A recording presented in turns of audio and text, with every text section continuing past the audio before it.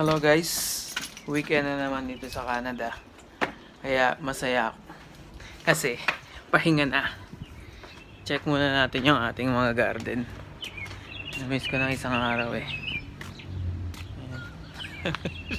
Nagtatago yung asawa ko. Let's check muna natin mga garden.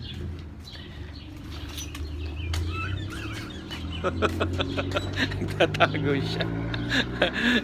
Tama tayo dito sa garden. Guys, ayun yung mga garden namin. Check muna natin. Ganda ng weather. Guys, ganda ng weather ngayon. Guys, ngayon magluluto tayo ng chicken croquette. So guys, ito yung mga garden. Guys, kukuha na tayo ng parsley. Gagamitin natin sa ating chicken croquette. Kukunin na natin yung medyo matanda para mag-uusbong siya. Look, mag-uusbong naman siya eh. Kaya hindi, kahit kumuha ka ng kumuha, magbabalik naman. May bagong umusbong. Isa pa? Which one? What's this? Ito. Okay na to. Saka, kuha tayo ng herbs. Here.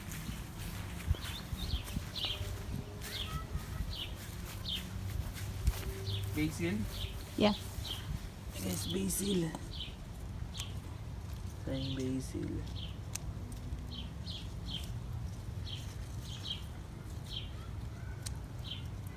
So guys, so lahat tubo namin yan. So hindi na kami bumili. So malaki talagang natitipid siya. Tsaka ano, ito pa, rosemary. So rosemary. Herbs din to. Ayan, rosemary. Saan kaya pwede? Guys, dito para magano siguro. Tumubo. Isa pa, that's it. Okay. Then, Chives. patayong chives. Dito naman tayo.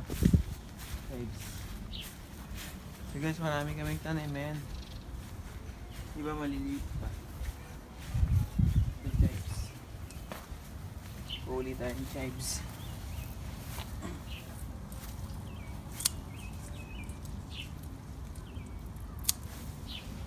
Yeah. So guys, ito kailangan natin chives, parsley, rosemary, tsaka basil para sa ating chicken croquette. Let's go guys, tara na sa loob. So guys, ngayon umpisa na natin yung pagluluto na ating chicken croquette. So meron tayong chicken dito, isang chop na maliliit tsaka parang shredded. Sa garlic, onion, tapos paprika, salt, black pepper, carrots, saka ham, saka yung ating mga herbs kaninang kinuha sa labas. Saka ating cheese, Romano, saka what's this one? Asiago. So kahit anong cheese pwede. Guys, umpisa na natin. So magdadalawang luto tayo. Dalawa. Yung ating bawang muna.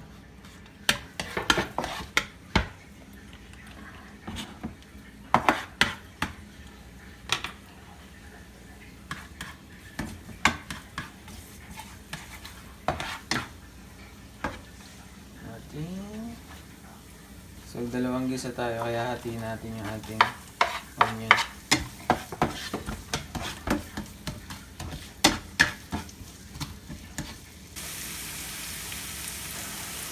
So guys, lalagay na natin yung ating chicken. Guys, yung chicken nga pala, pre-boiled na to. Pinakuluan na namin kanina. So, pwede nyo rin gamitin yung mga leftover yung chicken.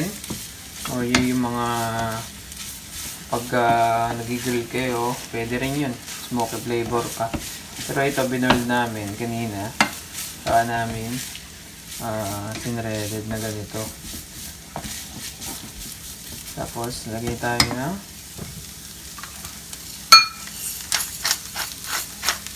ating black pepper.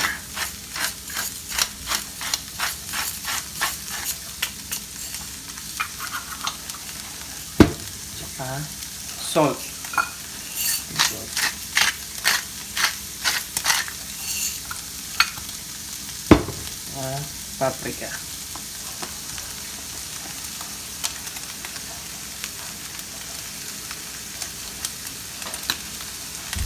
Tansyahin muna natin yung kulay guys. Walang halo-haloin lang. Kasi kulang pa. Kulang pa yung kulay. Dapat magiging ano siya, balance yung kulay para maganda.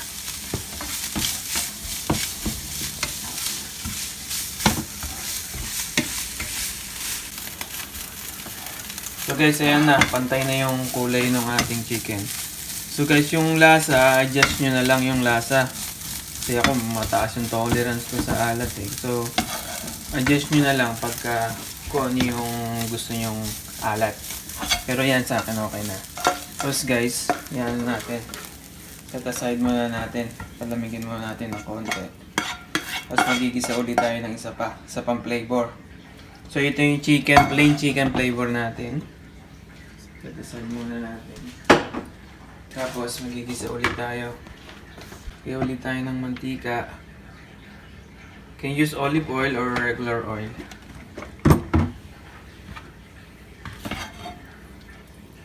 Guys, may init na yun kasi nagamit na natin eh. Tingnan mo yung bawang. Guys, huwag nyo susunugin gano'n yung bawang tsaka yung sibuyas. Kasi ipapry pa natin yan mamaya.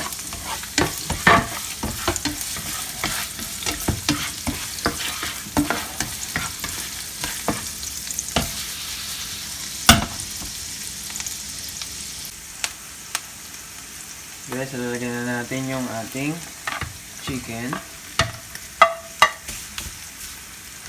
Tsaka yung ating ham. So yung kanina plain chicken lang guys. So ngayon naman ham chicken.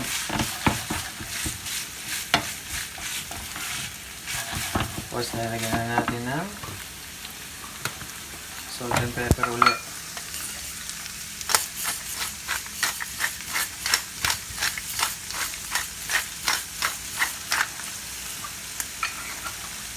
Guys, ngayon, salt naman.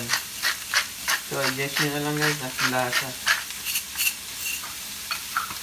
Saka yung ating paprika uli. Almost the same Yeah, almost the same yung ating procedure. But, itong isa na ito, isang flavor, guys, lalagyan natin siya ng Old Bay na seasoning. Medyo, ano lang to, medyo spicy ng konti. Okay, next na. Yeah, mix it first. Ayan. Halo nyo lang ulit.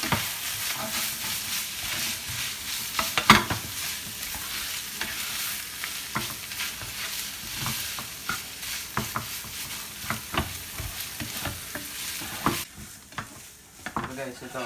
Ano na yung kulay. Pantay na. So, hanguin na natin.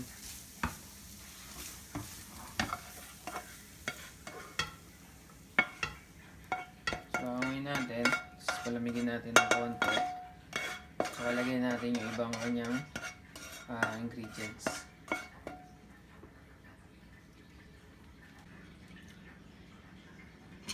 So guys, ito yung naluto natin kanina, plain chicken and chicken na ham. Ngayon, lalagyan natin siya ng yung isa, lalagyan natin siya ng cheese, laping cow cheese. Tapos yung ito, yung ating cheese Romano. Tsaka yung isa din lalagyan natin. Ayan. Tsaka yung ating shago cheese. Ito yung shago cheese. You could add cheese if they want more, right? So yan guys, kung dan cheese yung gusto nyo, kung gaano karami yung cheese. So, kahit ano naman cheese, pwede nyo gamitin eh. Sa inyo yan. Basta yun, ito lang yung method ng paggawa.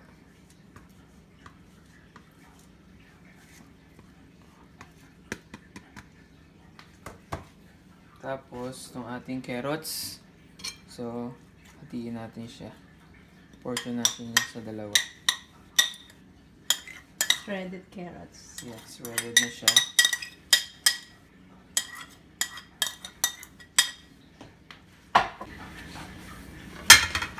So guys, ang ating basil. So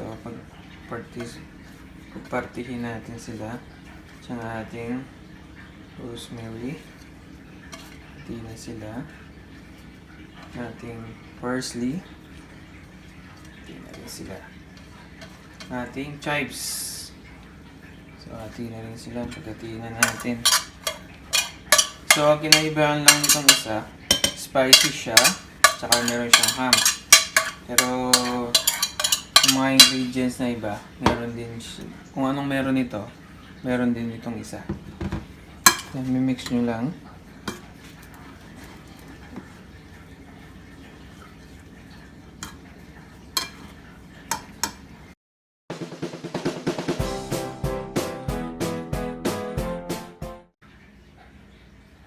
So guys, ngayon lulutuin na natin yung ating dough. Meron na tayong mainit na pan dito. Lagyan natin yung butter.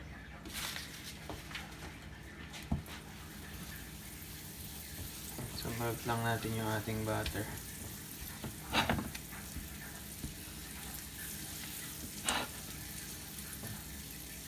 So guys, ngayon pag medyo melt na, lagyan na natin yung ating chicken broth.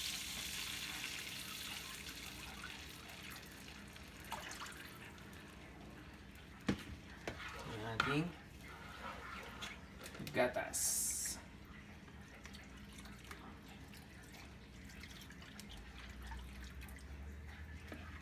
Ito yung ating chives. Okay guys, hayaan lang natin kumulo yung ating picture. So yun guys, kumukulo na. Lagyan na natin yung ating harina. Bagya.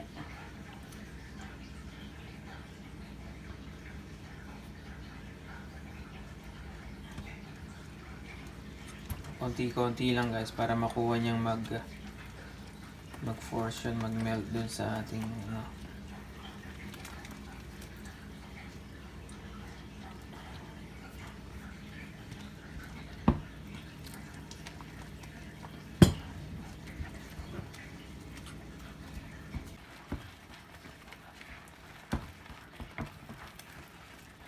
So ayan guys, halu-haluin nyo lang guys para maging balance yung matunaw, yung maluto yung harina natin.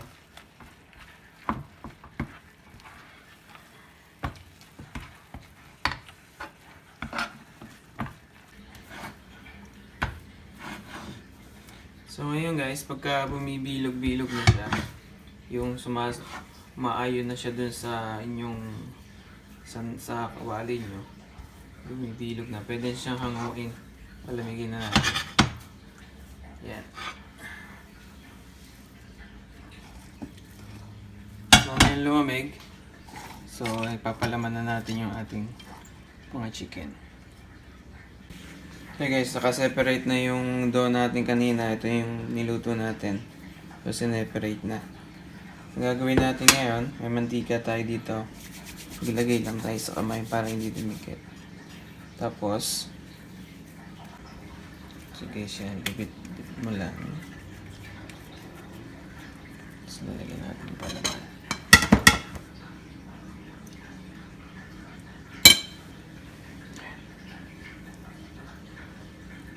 Tapos pag-aabutin nyo lang yung kabilaang dulo. Tapos ipoform nyo lang ng parang patulis. Yan. Yan guys. Yan lang. Yan. Look. So, ganyan lang guys. So, ito na yung nagawa namin kanina. Tapos gawa pa tayong isa. So, ito mantika to. Lagyan siya ng mantika para hindi dumikit sa kamay nyo. So, paulit. Yan guys. Lalapad nyo lang sa kamay nyo. Lagyan nyo ng palaman. And tapos pag-aabot-abutin nyo lang yung Lahat ng dulo.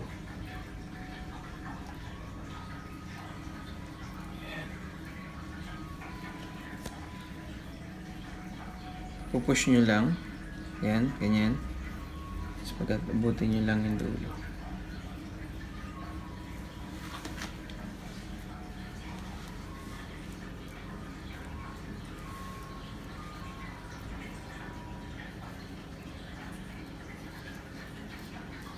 Yan guys. Okay, ganyan lang. Medyo pepperpikin nyo lang siya pag kayo na gumagawa. Yan. Yan guys. So ngayon guys, pipirito na natin. Meron tayong mantika dito. Pinainit na natin. Meron tayong itlog. Tsaka yung ating breadcrumbs. So ginamit namin pangko bread. So ngayon,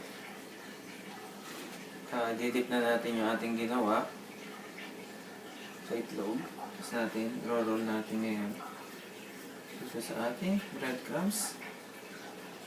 Tapos ulitin natin. Then, roll ulit natin sa breadcrumbs. Then, prito na natin. Init.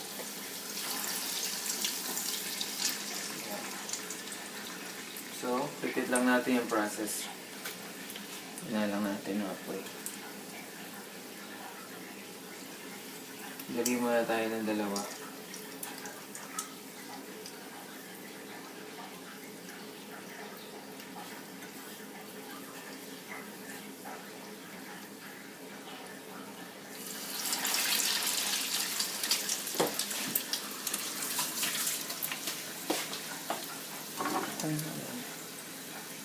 Ayan guys.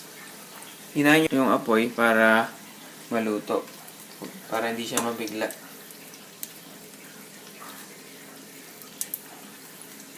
Yan lang. Ganda ng kulay oh. Tsaka huwag kayo guys gagamit ng hindi bagong mantika. Kailangan bago. Para hindi mangitim yung pipirito nyo.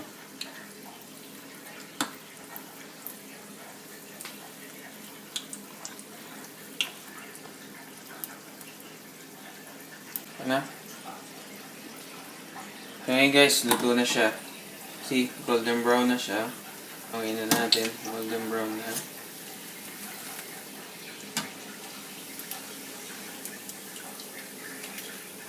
Okay guys. Ganyan lang yung ano niya, kulay, golden brown.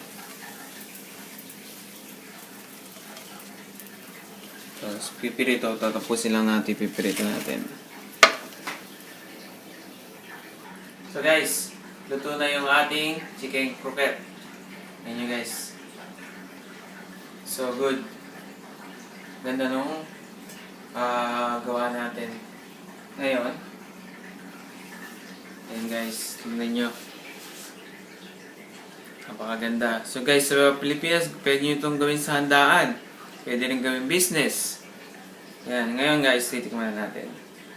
Natin siya ng lime.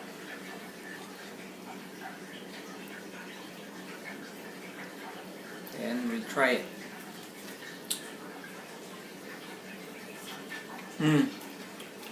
The best. Masarap. So guys, pwede niyong gayahin. That's nice.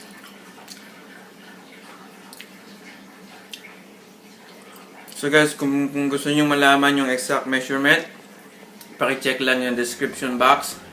Nandun lahat ng aming mga exact ingredients. Sarap.